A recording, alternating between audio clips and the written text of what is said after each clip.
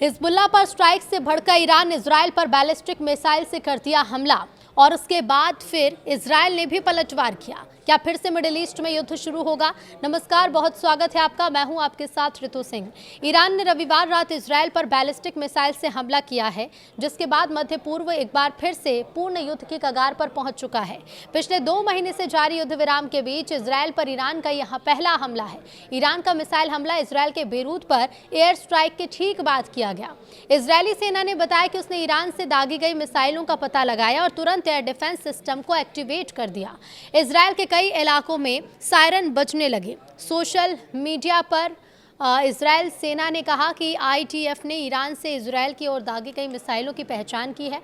इस खतरे को रोकने के लिए रक्षा प्रणालियां काम कर रही हैं। सेना ने कहा कि इजरायली एयरफोर्स ने ईरान से दागी गई सभी मिसाइलों को रोक दिया। इसने बताया कि उसने इजरायल की ओर दागी गई कुछ और मिसाइलों की भी पहचान की। अभी तक किसी के हताहत होने की नुकसान की खबर नहीं है। ईरान ने कहा कि बेरूत हमले का जवाब इजरायली मीडिया रिपोर्ट के मुताबिक रात करीब 10 बजे इजरायल की उत्तरी हिस्से पर लगभग 10 मिसाइलें दागी गईं। ईरान ने कहा कि उसने ये मिसाइलें बेरूत के दक्षिणी उपनगर दाहिए पर इजरायल के हमले के जवाब में दागी हैं। इजरायल ने बेरूत हमले में ईरान के प्रॉक्सी हथियारबंद समूह हिजबुल्लाह के मुख्यालय को निशाना बनाया था। इजरायल ने ईरान के हमले का बदला लेने की कसम खाई है। तो इजरायली सेना प्रमुख लेफ्टिनेंट जनरल एयाल ज़मीर ने कहा कि इजरायल तेहरान पर जवाबी हमला करने के लिए तैयार है, लेकिन उसे राजनीतिक नेतृत्व से मंजूरी का इंतजार है। हमले के कुछ देर बाद ही ट्रंप ने कहा कि वो नेतन्याहू से जवाबी कार्रवाई न करने के लिए कहेंगे। ट्रंप ने कहा कि इससे ईरान और अमेरिका के बीच बातचीत पटरी से उतर सकती है। इसके बारे में उनका दावा है कि ये नतीजे के बहुत करीब है। इधर ट्रंप ने नेतन्याहू को जवाबी हमले से रोका। ट्रंप ने इजरायली ब्रॉडकास्टर चैनल 12 से कहा कि मैं अभी नेतन्याहू को फ़ोन करके उनसे कहूँगा कि वो कोई जवाबी कार्रवाई ना करें। दोनों ने अपना अपना काम कर लिया है। इजरायल ने हमला किया और ईरान ने भी हमला किया। अब हमें और हमले की ज़रूरत नहीं है। ट्रंप ने आगे कहा कि मैं नहीं चाहता कि आज रात कोई और हमला हो। इस बीच अमेरिकी मीडिया ने बताया कि ट्रंप और नेतन्याहू के बीच फ़ोन पर बात हुई है। पश्चिम एशिया में हालात तेज़ी से बिगड़ रहे हैं। अप्रैल में लागू हुए युद्ध विराम के बाद पहली बार ईरान ने सीधे तौर पर इजरायल पर मिसाइलों की बौछार कर दी और इसके बाद इजरायल ने भी जवाबी हमला कर दिया। अमेरिकी राष्ट्रपति डोनाल्ड ट्रंप ने दोनों पक्षों को रोकने की कोशिश की थी, लेकिन वो इसमें नाकाम रहे। नेतन्याहू को उन्होंने फ़ोन किया, लेकिन उनकी बात नहीं मानी। जवाबी हमले के बाद इस्फहान, तेहरान में ज़ोरदार धमाकों की आवाज़ सुनाई दी। इजरायल के मुताबिक ईरान ने सोमवार को उसके कई इलाकों की तरफ मिसाइलें दागी। हाइफा और नाजरेत को निशाना बनाए जाने की खबर है। इजरायली सेना ने कहा कि उसके रक्षा तंत्र ने खतरे को रोकने के लिए कार्रवाई की और मिसाइलों को इंटरसेप्ट किया। इजरायली रक्षा बल ने बताया कि देश के कई हिस्सों में सायरन बजाए गए, लोगों को सुरक्षित स्थानों पर जाने के निर्देश दिए गए। शुरुआती रिपोर्ट्स में किसी बड़े नुकसान या हताहत की सूचना भी नहीं है।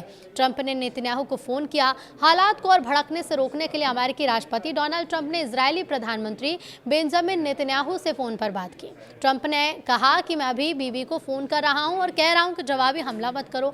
दोनों हमला कर चुके हैं, हमें एक और हमले की ज़रूरत नहीं है। अगर बीबी फिर हमला करते हैं तो ये सिलसिला अगले 47 साल या 3000 साल तक चलता रहेगा।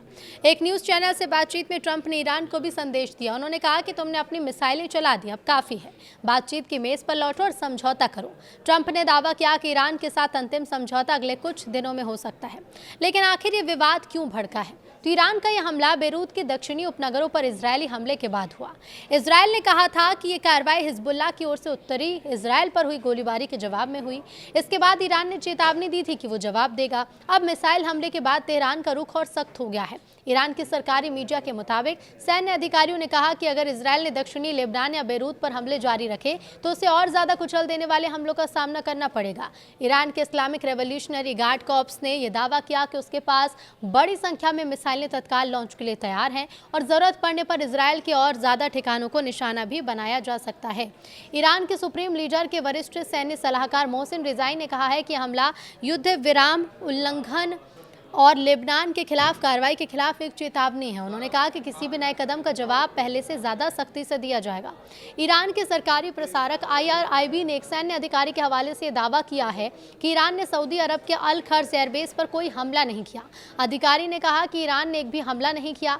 ये बयान उन रिपोर्ट के जवाब में आया जिसमें अल खर्ज एयरबेस के पास विस्फोट की खबर सामने आई।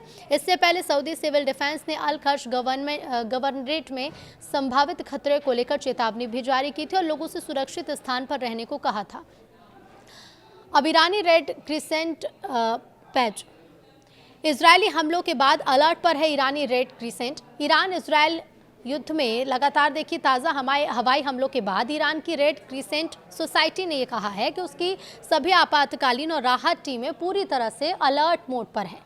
संगठन ने एक बयान जारी किया, कहा कि रैपिड रिस्पांस टीमें, लॉजिस्टिक्स और राहत सुविधाएं, मेडिकल सेंटर और फार्मेसी किसी भी आपात स्थिति से निपटने को तैयार हैं और जनता को सेवाएं दे रही हैं। रेड क्रिसेंट ने लोगों से फर्स्ट एड किट तैयार रखने और किसी भी प्रभावित क्षेत्र से कम 100 मीटर दूर रहने की अपील भी की है। तो वहीं इजराइल के एक चैनल की रिपोर्ट के मुताबिक मध्य इजराइल के कई इलाकों में सायरन बजाए गए हैं। रिपोर्ट्स में कहा गया है कि गुश डैन क्षेत्र और यरूशलेम समेत कई स्थानों पर अलर्ट जारी है। ये चेतावनी ऐसे समय में आई जब इजरायली सेना ने यमन की दिशा से एक मिसाइल दागे जाने का दावा किया। सुरक्षा स्थिति को देखते हुए इजरायल ने अपना हवाई क्षेत्र अस्थायी रूप से बंद कर दिया है। इसके साथ ही बता दें कि फिलहाल अधिकारियों की ओर से किसी नुकसान या हताहत की जानकारी नहीं दी गई है। सुरक्षा एजेंसियां हालात पर नजर बनाए हैं और लोगों को निर्देशों का पालन करने को कहा गया है। तो वहीं इजरायली सेना ने दावा किया है कि यमन की दिशा से इजरायली क्षेत्र की ओर एक मिसाइल दागी गई है। सेना के मुताबिक खतरे का पता चलते ही एयर डिफेंस सिस्टम को एक्टिव कर दिया गया और मिसाइल को रोकने की कोशिश की जा रही है। इजरायली सेना ने अपने बयान में कहा कि रक्षा प्रणालियां इस खतरे को इंटरसेप्ट करने के लिए काम कर रही हैं। फिलहाल स्पष्ट नहीं है कि मिसाइल को सफलतापूर्वक मारा गया या फिर नहीं, इससे किसी भी तरह का नुकसान हुआ या नहीं। ये घटनाक्रम ऐसे समय में सामने आया है जब इजरायल और ईरान के बीच सैन्य तनाव लगातार बढ़ रहा है और क्षेत्र के कई मोर्चों पर संघर्ष की स्थिति भी बनी हुई है।